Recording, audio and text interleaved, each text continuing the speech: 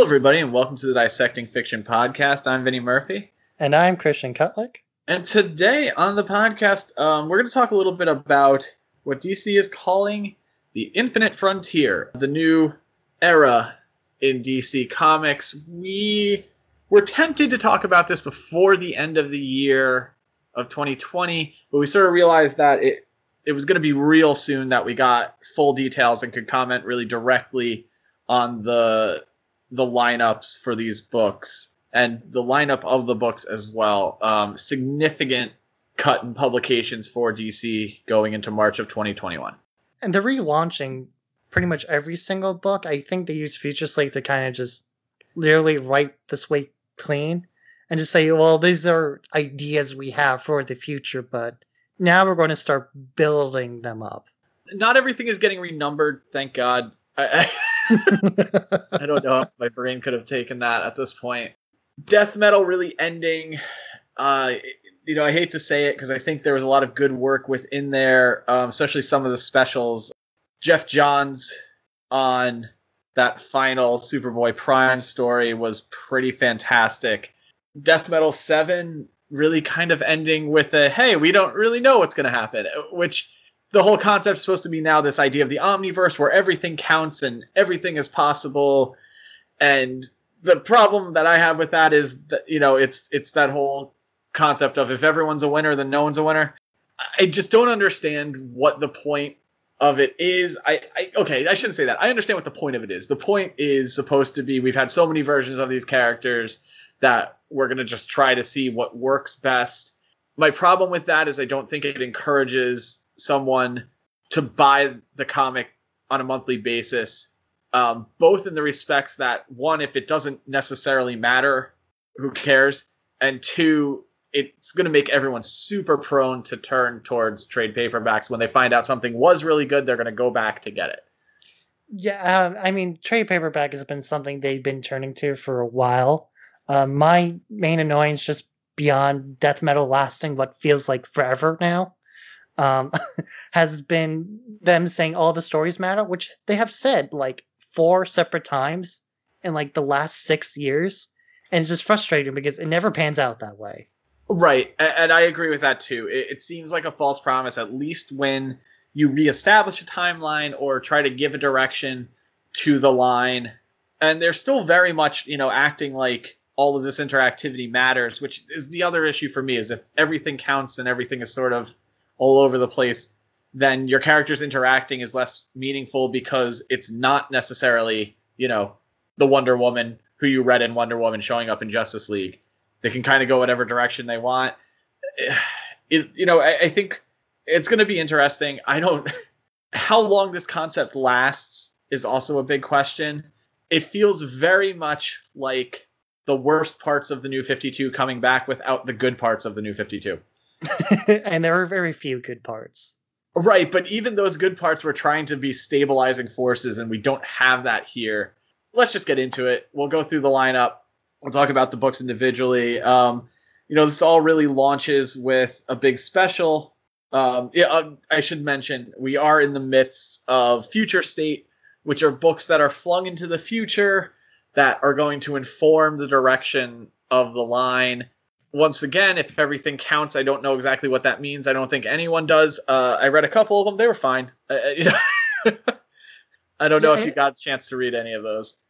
They are fine. I think they're mostly hamstringed by, I guess, editorial just saying do whatever. And having, maybe 2 weeks to write them is well, I can't really do whatever then, can I? I think, unfortunately, that it could be an early example of where this might fail.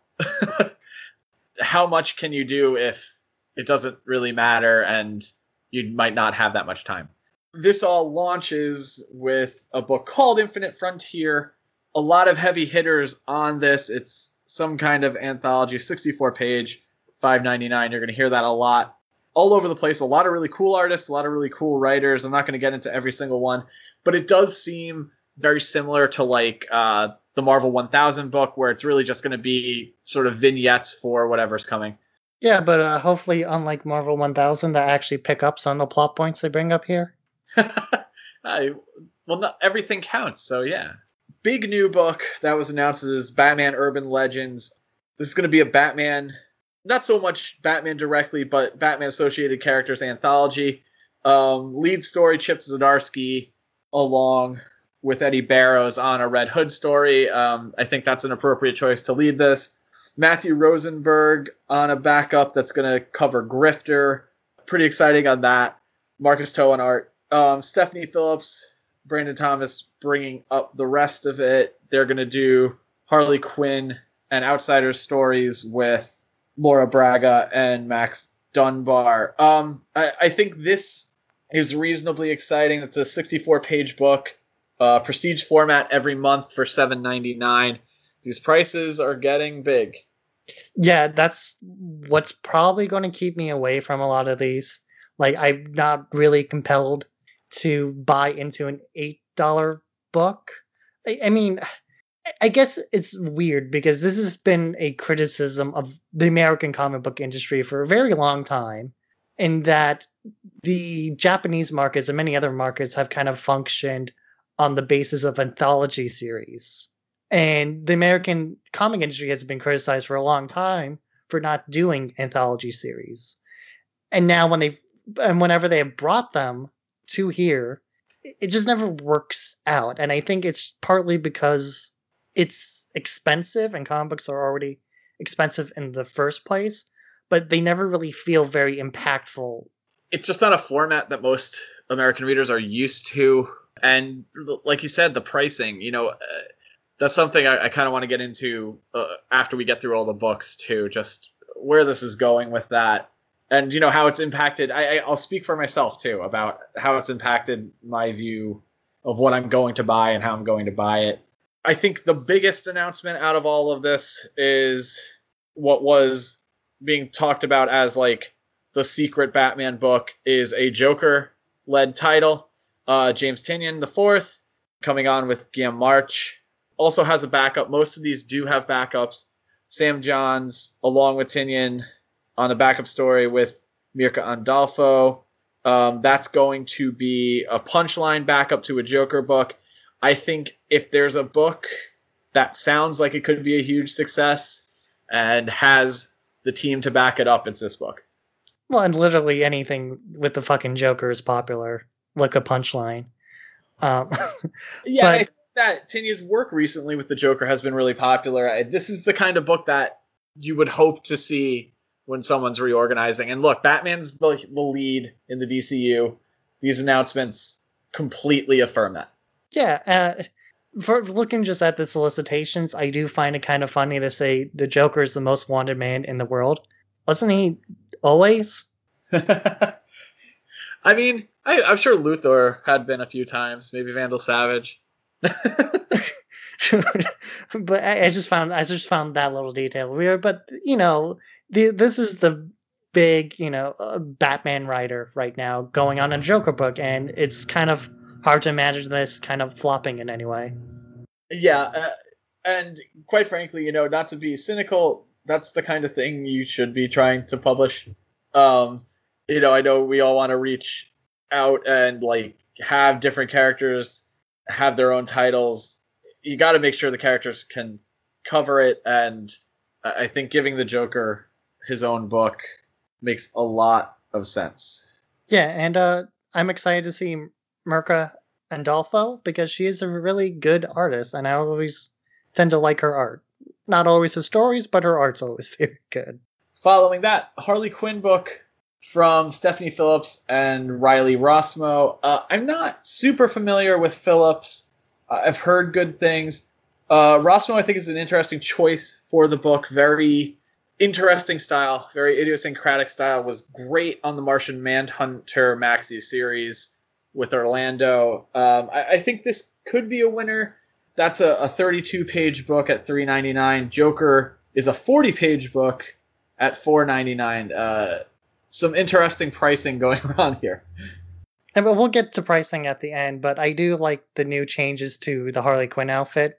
I think it kind of combines the classical look with the more modern look. And Stephanie Phillips has been the writer currently on the Harley Quinn Future State stuff. So she's pretty new, but her output so far has not been terrible. Okay, yeah, like I said, not super familiar with her. Nothing that scared me off from that book necessarily, but we'll talk about that at the end too. Crime Syndicate #1, that's a 1 of 6 miniseries. Andy Schmidt, who has been jumping around a little bit at DC. Kieran McKeown, who will be taking on art with a backup story from Brian Hitch. This is a 32-pager at $3.99. They did highlight Earth 3 a little bit in Death Metal. I think this is a bizarre choice to lead off a relaunch with, to have this in the lineup, but very New 52-ish move here, throwing in something that's like a classic concept with a new edge. I want to be more excited about it than I am. I just, with Andy Schmidt, who I don't think is a poor writer, but not really getting me excited. No, I absolutely agree. At first, when I heard Crime Syndicate, I was like, oh, that's cool. But then you look more into it, and it's a 1 of 6 miniseries. Oh, okay, you're launching this off with a miniseries already? And then, like, you think more about it, and, like, how do you make a book out of the Crime Syndicate? Because, like, they're interesting as villains, but I'm not sure how you can make too much stories out of them. They're, like, characters that already conquered the Earth. Where do you go from there? They already rule everything. Yeah, the Crime Syndicate in itself is a concept that I feel like is best used sparingly. The Grant Morrison Earth 2, which Earth numberings get complicated. I think that was a really appropriate time to use it. I think one of the best things in the New 52 run was Forever Evil with the Crime Syndicate. I thought that was done incredibly well. But I don't... Just because they are supposed to be these evil versions of all the big guns, it's hard to use them in anything that isn't making them a massive threat. Like, if you have Ultraman out there, like, that's evil Superman. Like, that has to be a huge focus. And that's where I get worried with a miniseries where it's, like, focused on them. I guess the idea would be to build the characters, especially since the backups are going to be origin stories. Maybe they're building to something, but it doesn't feel like something that everyone needs to urgently buy, and that's not good. I absolutely agree. I think the only way you can really make much out of this is by really, like, fleshing them out, because they are basically just cartoon villains. They're just evil Batman, evil Superman, evil Wonder Woman. There's not much really going on there at all. Yeah, and there has been, like, some really great adaptations that are, like, uses of it. Like I said, I still think the Morrison Earth 2 is really good. Forever Evil is really good. The DC animated movie where they addressed the Crime Syndicate, another one where they did a really good job with that. But it's tough to do as anything other than a huge threat coming in. Following that up, Suicide Squad. Robbie Thompson writing, Eduardo Pansica on art, $3.99, 32 pages. Cover indicates it's going to very much be the team from the coming movie, Shock of Shocks. There is an involvement from Superboy, not clear which Superboy that is from the cover. I like Robbie Thompson. He's another good writer. But once again, we're running this problem of something not being all that exciting. Yeah, I mean, the only exciting... I don't even want to say exciting, but the only, like, interesting addition is the addition of Superboy. And I guess you can kind of tie a bit of Young Justice stuff in there, but it's like, Court of Owls has been around for how long, and they're just now kind of incorporating more stories with him. They keep indicating it's going to lead to something too, but once again, with this sort of loose continuity, what are we really looking at, I guess, is the hard question. Superman Red and Blue, that's Superman's anthology book, $5.99, 40 pages. That's a mini in itself. Swamp Thing by Ram V, art by Mike Perkins. That could be cool. Ram V's done some good work, but that is also a miniseries, 1 of 10, $3.99 at 32 pages. Once again, like, not super exciting. Teen Titans Academy, Tim Sheridan, art and cover by Rafa Sandoval. They're putting in Red X into the Teen Titans. Are we excited about that? That's your generation. This is the weirdest one to me. Like, out of all of them, like, I know people have complained since the New 52 that they never really incorporated, like, the Teen Titan cartoons into the DC universe, even though the most widely popular versions of the Teen Titans. And now they are, but they not, because all the Teen Titans you know and love are like adults now. But like now they're teaching the future of students, and also like Red X is here, but in the cartoon Red X was just, Robin in disguise trying to get into like Slade's evil organization and find out what he's planning. It's just like it feels to me a lot of the same mistakes from the New 52 where they're saying like this is the version of the character you love, but it's absolutely not. Just it's not at all. But it looks somewhat similar to it. Yeah, I'll agree there. Yeah, I think this sort of even less assuring New 52 thing is kind of continuing through these Teen Titans Academies at $3.99, 32 pages. Superman. Here's an interesting one. Philip Kennedy Johnson, probably best known at this point for The Last God at Black Label. He is taking over the Superman books. The storyline is going to have something to do with Jonathan Kent being Superman, which was used in Future State, but is also going to address a lot of the Superman family. On Superman, he is accompanied by Sean Lewis, helping write the backups, and art by Phil Hester. The backups are going to profile different characters in Metropolis. Going over to action, once again, Phil Hester on art, Becky Cloonan doing the backups on action, but that one will address Midnighter. Superman going to be a $4.99 book at 40 pages. Action Comics going to be a $4.99 book at 40 pages. I would say out of all of the announcements that are introducing new things, this is the one I find the most interesting. I'm actually kind of excited to see what happens here.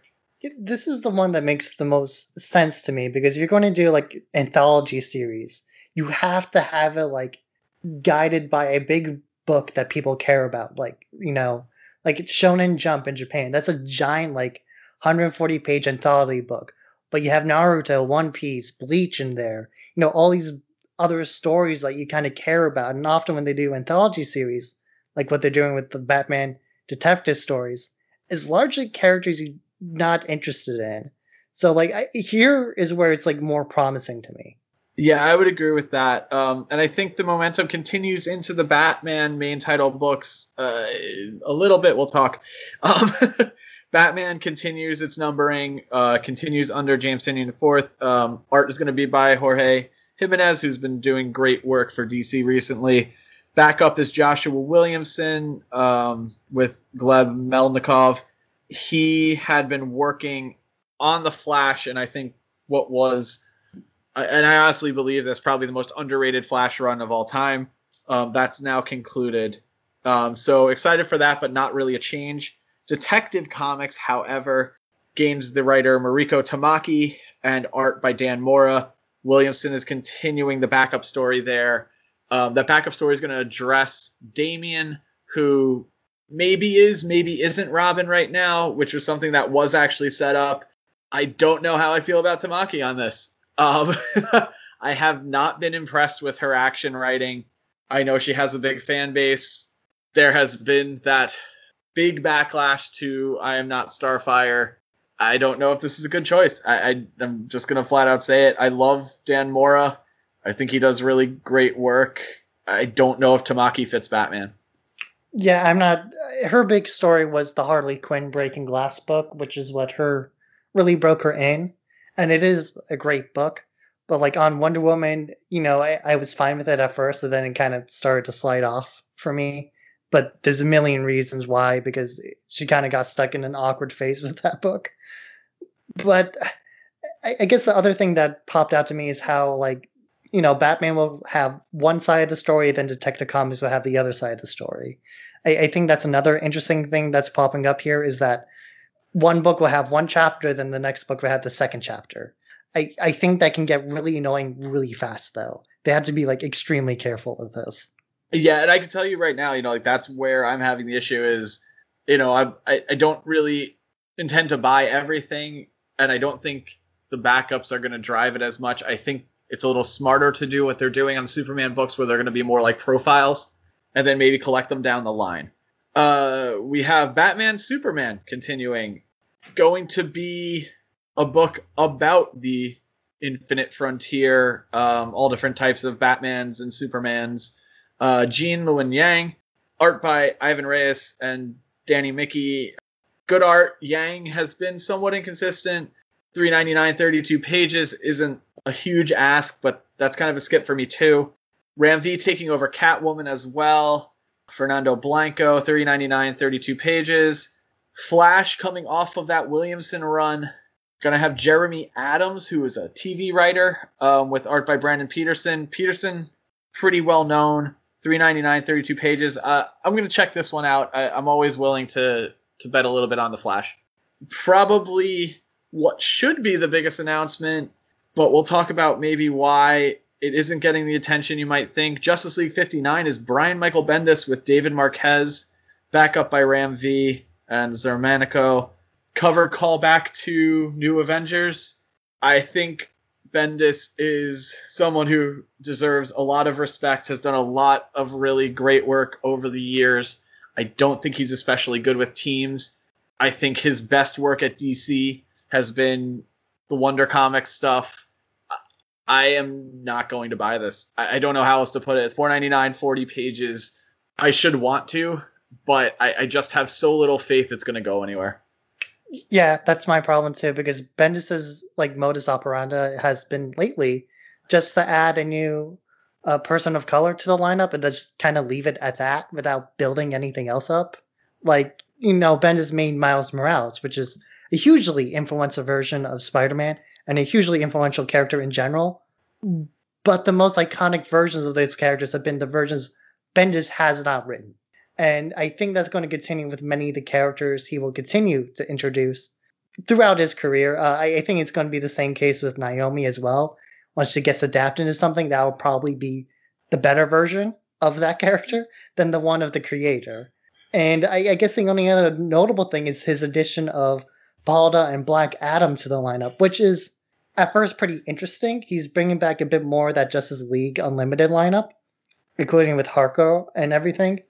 But I don't trust Bendis to really build a big story because we have examples of him building team books with New Avengers, and it largely didn't really go anywhere. A lot of that was propelled by the constant annual events kind of driving the momentum of those books from, the Dark Reign to the Asgardian Wars and everything.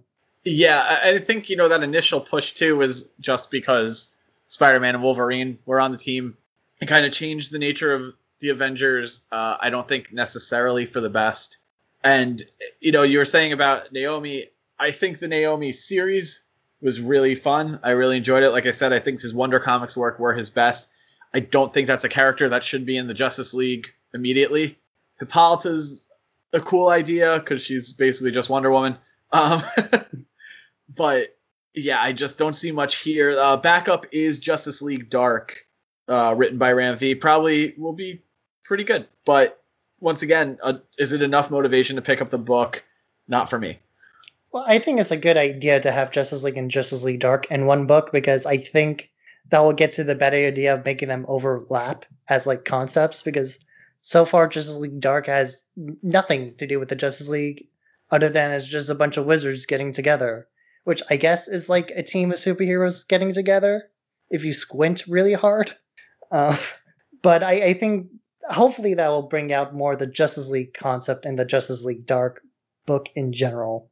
It's all going to be very interesting to see how that plays out. Look, I mean, I could be wrong. We could turn around and Bendis could completely get the Justice League and do something we've never seen before. My faith has just been killed over too many years at this point. It's just the truth, everyone was super excited for New Avengers. And I remember even when that was going a year in, everyone was kind of all right, what are we doing here? All right. Nightwing, Tom Taylor, Bruno Redondo. That's a logical one. Tom Taylor has a big following, $3.99, 32 pages. The supposed angle on this is making Nightwing a top tier character. I think that's absolutely the right direction to go. We just have to make sure that the DCU can support it. That's not what I'm perceiving. Well, I think Nightwing has the potential to be the A-list character, but I think they have to change him a lot. Just I think the Tom King run was probably the best way to make him an A-list character by kind of just trying to divorce him as much as possible from Batman and really try to create Dick Grayson and Nightwing as their own character, which is something they've been trying to do since like New Teen Titans. But I think he's just so married to the concept of Batman. It's just incredibly hard to do. Look, we've talked about this many, many times. I think one of the biggest mistakes that has been made by DC in the last 30 years has been going back on decisions to advance characters. Dick Grayson should be Batman. I don't know how any other way to put it. I like the idea of pushing Nightwing to the forefront, but if that's not the eventuality, and I don't think it is, you should just put him in more interesting stories and instead of trying to make him that. I don't know. It's tough because then it could work. Who knows? My other, worry on this is Taylor is very good at picking up stories and kind of bringing plot lines together. Him being the one to try to make Nightwing into the star, I don't know if that's the right move either. I think there's ways to do it, but like a lot of the ways they have tried to do it, like they try to make him a part of the Court of Owls, they dropped that. They try to make him a secret agent, they dropped that. And now he's in the new Teen Titans Academy thing where he's a teacher, which is something they touched on, oddly, in the DC animated films. And now I don't see anything in the concept that they laid out in the solicitation that makes him, like, I guess, important to the wider universe. Yeah, it seems very much like they're more trying to put him in the direction that, like, Nightwing was put in, where it's, like, real cast-centric, and it seems to me less that they're trying to make him an A-list character and more that they're trying to make him a hip character.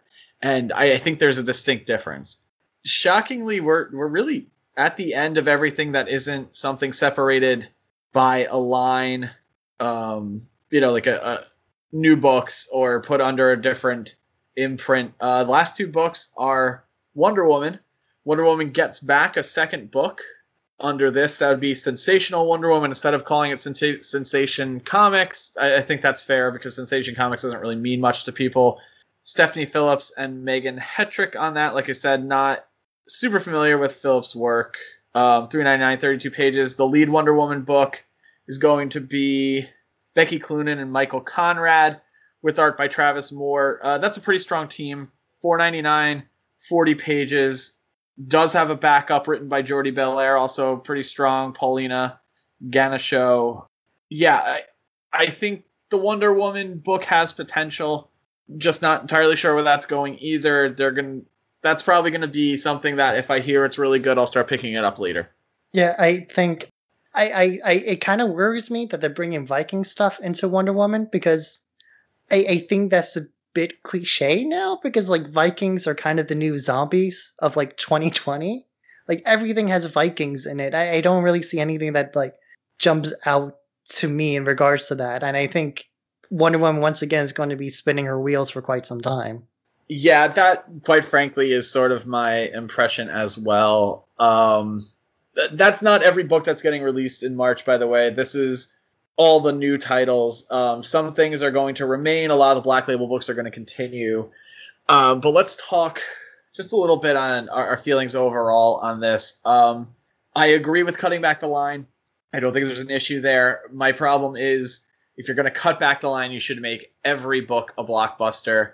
They didn't do that, and it's intentionally not that way. I'm sorry. Like you can look at the writers and artists, and while I'm very happy that a lot of these new names are coming into the business, I'm just not blown away by what I'm about to get. It feels almost like we're getting people who we would have expected to fill in on big titles to see if they could make it, getting control of these big franchises, to a certain extent, of course. I also think that the pricing is getting obnoxious. I think we're at the point where you should be thinking about things like going back to newsprint to bring those prices down and make this affordable so people can really do it. I mean, we talked about it too, how I think it worries me a bit how many writers are repeated through this lineup. Like, we have Ram V on like 5 different books. Yeah. Like, which is fine. He's a good writer, but like, how good is the quality of your books going to be when you're writing 5 different ones at the same time? Alongside, like, your own original work too, I'm presuming. And I think that ties in a bit into how, like, allegedly rates are being cut at both companies. I think this is a wider effect on that, in that, you know, artists are going to try to take more and more just to make up the loss of income. Even beyond that, I think it's weird how they have, that new Sandman book, The Waking Hours, still running, but like they didn't add any new like Sandman books to this lineup, even though there was a big push to make an own Sandman universe.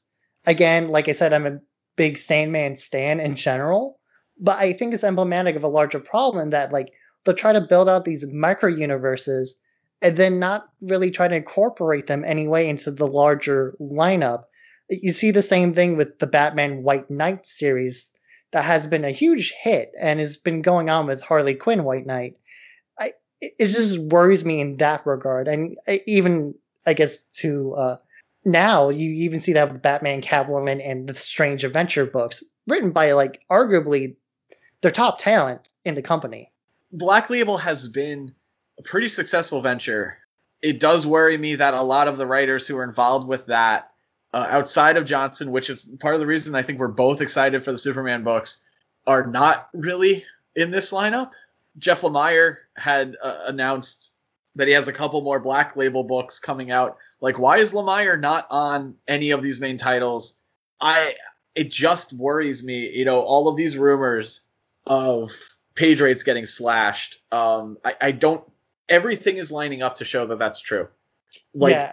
It's insane that we have writers out there like Johns Morrison, who, Johns with the Three Jokers was selling insane numbers. Morrison's The Green Lantern has done really well. Why are they not involved in any of this? It shows you they're not wanting to pay them. I don't know what else it could be. I think to a larger degree, too, that like DC has eroded trust in so many of these writers that they don't want to get involved. Like, they promised Tom King 100-issue run of Batman.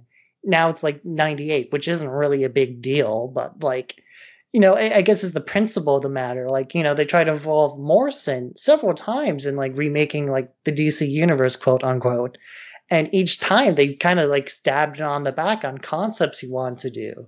I mean, we mentioned Nightwing becoming Batman. They stabbed on the back on that, and that was probably going to be a pretty successful idea. And even with Johns as well, when he was kind of directing things, he also got a lot of his ideas kind of cut over time. I mean, a lot of the Green Lantern stuff he built out is still there, but some of the other things he built during the 52 also got largely removed. Yeah, and we've talked about this a few times. There was very clearly a different plan for Rebirth, and it seemed like it did revolve around those concepts from Morrison and Johns, and we never got that.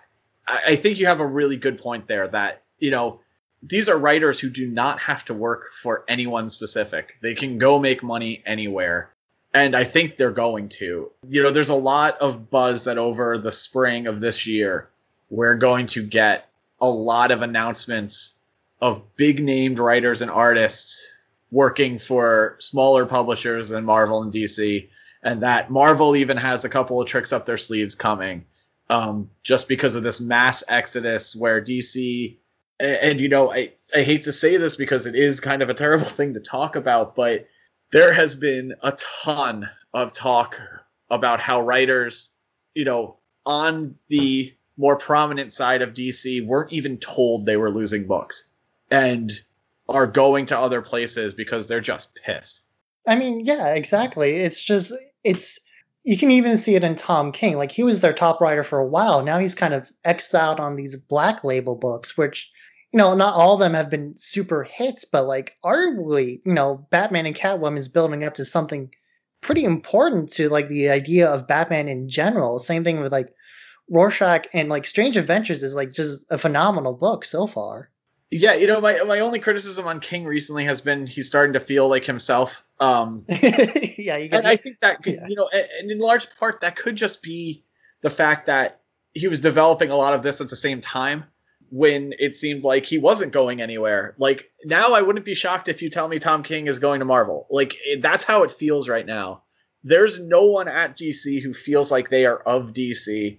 Marvel has a bunch of guys who feel like they're a big part of their company. People follow writers and artists. It's something that gets underplayed way too much by the publishers, and it's going to bite them in the ass in the coming years if they don't realize it. People have already forgotten what Image did when Jim Lee and Todd McFarlane and Eric Larson and Mark Silvestri and all these guys went, and the sales went with them. It's going to happen again. I would say especially with the artists. We're talking a lot about the writers, and I think we're writing oriented because we are writers. So we think about how the writers feel. A lot of comic book fans are art people. You're not seeing these huge names on these DC books. Quite frankly, you're not seeing enough of them on the Marvel books either. When the big names start popping up at Image and they start popping up at IDW or Vault or whomever is going to let them do what they want to do, a lot of people are going to buy those books. Yeah, I believe so. I mean, one of the compliments I give to like the Marvel X-Men line is that they've been very consistent about the artists they have there. And they've been very careful about building out their artistic count there. But like here, you see Becky Cloonan, she's an all-star like artist. And she's not so much a writer, and she's Yeah. writing a Wonder Woman comic.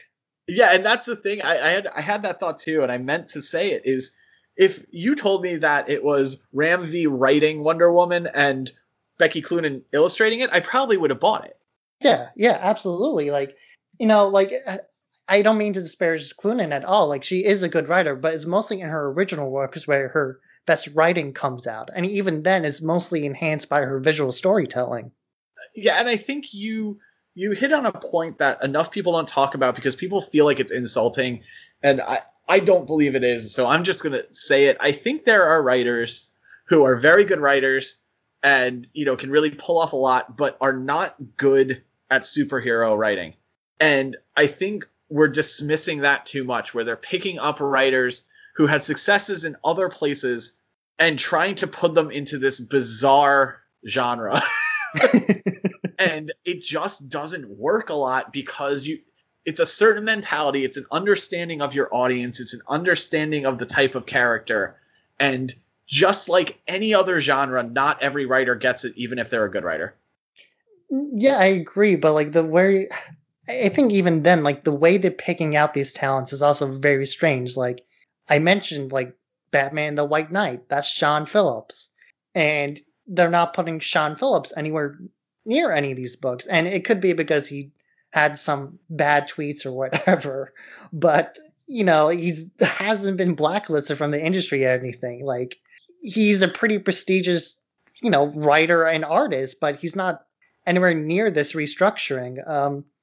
Also, I mentioned too, like, I think it's weird that they're pushing so many of these graphic, like young adult graphic novels that are mostly sold through Scholastic.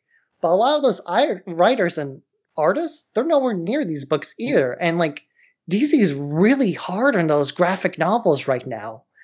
But yet they're not letting any of those like superstar writers or artists come into this. And like one of the biggest ones has been their Teen Titans ones, mostly because it's been drawn by Gabriel Piccolo, who is an immensely talented like artist who got to start making like fan art on Twitter, like really excellent fan art of like modern Teen Titans stuff. And they put him on the young adult book, and it's still like gangbusters. But then why aren't you putting on any of these comics here? Yeah, it's mind blowing. And I mean, like, I was really happy to see Dan Mora finally get put on a major book. That was a long time coming, but it's like you're saying, it's not that the writers and artists that they've chosen are poor. It's you need that, to coin a phrase from wrestling, you need that sizzle. You can have the steak, but you need the sizzle to sell it. And it's as largely sizzleless. No spice on this steak. Drop a few $1 million and get Todd McFarlane to do 3 issues of Batman. Watch what that sells. I'd buy that for the cover alone. He probably makes some great Batman art. And that's the truth, is like that's how the mentality is, and they are not playing to it. And I don't wish failure on anything, but I don't know what this is. No, I don't know what their goal is. And unfortunately, there's a lot of buzz that their goal is to turn it into a trade paperback machine, and that would be a shame. That seems likely. I think you can kind of see that reflected in like the pricing too. I think we touched on it a little bit. The pricing is very odd. Like the prices are all over the place. And Like they're high. None of them are low. yeah, no. Like I can understand if it's like Detective Comics and Action Comics and Sensational Comics are all like $10. That makes sense. But when you're going from like 18 Titans book that's $5 to a Superman book that's like $8, and then back down to like a $4 book, it's just confusing. And I think a lot of people, especially now with their comics, are kind of like pricing out exactly how much they spend each week. And I think we can probably end here, but I'll say this: much like the New 52, this is quickly becoming an excuse for people to stop, and that is the exact opposite what a big relaunch event should be. And I am very concerned about what's going to happen to DC in the next, I would say, 6 to 12 months. Yeah, I agree. If they made it so that like Action, Detective, and Sensational were all like big magazines or whatever, it probably would have been fine.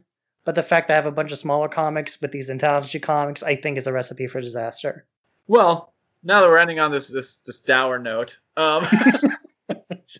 if you'd like more dour commentary on DC, please check us out. We're all over the place. I don't mean that. We really like comics. Check us out. Type Dissecting Fiction to your Google machine there, and you'll find us. We got websites. We got social media. We got RSS feeds, all sorts of stuff. Support your local businesses. It's 2021, but the fun isn't over yet. Make sure that you're supporting them. Check out ToyStoreGuide.com if you'd like to support some local businesses that sell toys and statues and all sorts of cool stuff. Christian, any last thoughts before we go? Maybe something positive. Let's do something positive about the comic book industry. All right. I guess I feel like I'm repeating myself here with Vault Comics, but Vault Comics has been making a bunch of really exciting indie announcements, just showing up lineups of writers and things like that. And keep an eye on them in the future. They have a lot of really cool indie talent from a lot of like beloved DC books that got canceled. For example, they have Simon Spurrier, who made the excellent Hellblazer miniseries. And apparently he's going to be writing something for Vault, which I'm very excited about. Yeah, no, Vault doing a lot of good work. It's really rolling now. I'm gonna advise people to read Crossover from Marvel's Golden Boy, Donny Cates. Every issue gets a little crazier, so I don't know where we're gonna be by the end of this, and I'm getting really pumped. Yeah, it's neat. He's been first started with some references, and now he's bringing more and more of his more obscure work into that book. And other people's work, too. I don't want to give away what happened in the last issue I read, but it made me believe that maybe we're going to get some good old-fashioned Image crossovers coming into that. I'm trying to think who's still at Image, but I mean, there's a character who showed up on the cover who's yet to show up in the interior, so I have a feeling is going to show up, and then someone really cool showed up in the interiors, too. So, and there's a lot of hints at characters, too. I can't wait for Spawn and Cerberus to meet again. Yeah, that should be shipping anytime too. Unfortunately, if you didn't order that on Kickstarter, which is becoming a thing you can say over and over again, you'll have to look for that on the secondary market. Oh, you know what is coming out? That's kind of cool too. There is a Kickstarter for hardcovers for the Boom Power Rangers run. Oh, a new set? Yeah, so they're going to collect the years, I believe. I think you can order. They're a little pricey. It's about $100 each, but you can order each year. I think it's a little more than a year of issues. It's whatever was significant to the storyline. So if something had to come out of Go-Go Power Rangers, they'll throw it in there, etc. But check that out if you are a big fan and haven't read those years. There is a point where a lot of people jumped off. I did, but those first 3 years are really, really cool for old school Power Rangers fans. Yeah, I think they're reprinting those hardcovers that I also bought when they're a bit more expensive, which I guess I should have waited, huh? Yeah, no, spend $600 now. That's what they want. But yeah, we'll see. We just encouraged everyone to spend an exorbitant amount of money on comics. I'm Vinny Murphy. And I'm Christian Kotlik. Thanks for listening.